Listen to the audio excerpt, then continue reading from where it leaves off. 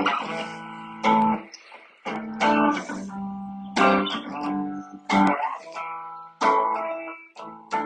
morning. I'm at Calvert Road Disc Golf Course in Maryland, outside DC this morning. It's January 8th. Going to make some more ace runs and see if we can't buy fuse in Sweden.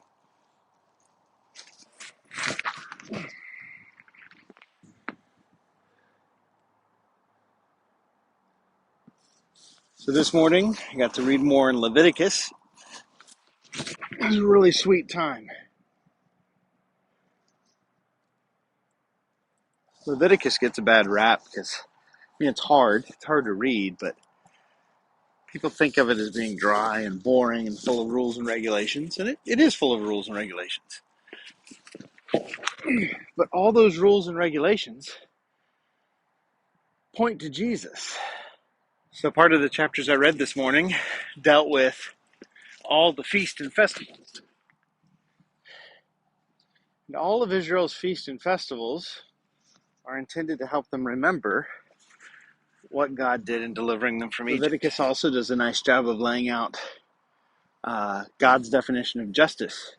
So in the part of the passage, it had the eye for an eye and tooth for a tooth, which is actually about measured justice and not unequal retribution. It's actually keeping us out of a pit that's far worse. But interestingly, that passage applies to both the native and the sojourner. So equality under the law comes out of Leviticus.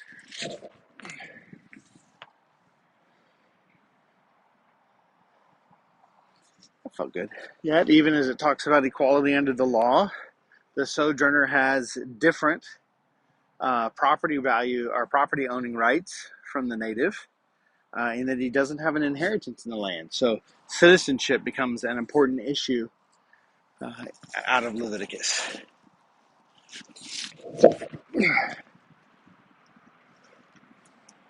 Yeah, that was terrible.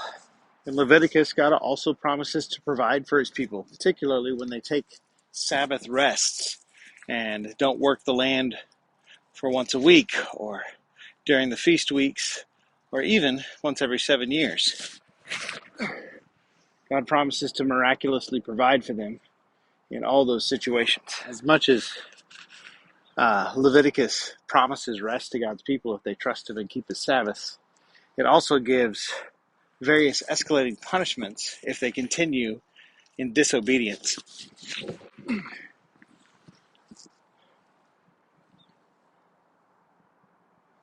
These punishments escalate from famine to war to pestilence to cannibalism, and then ultimately into being removed from the land.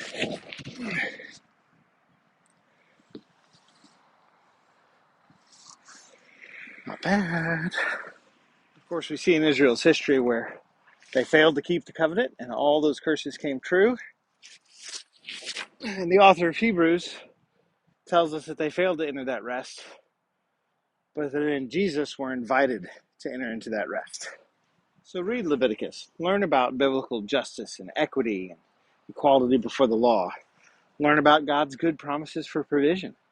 Learn about his intention for rest. And then find that rest in Jesus Christ.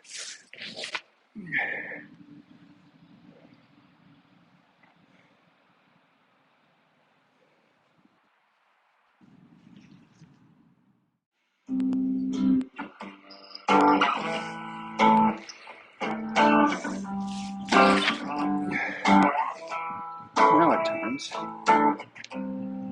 Retreat it. Now it turns. Retreat it.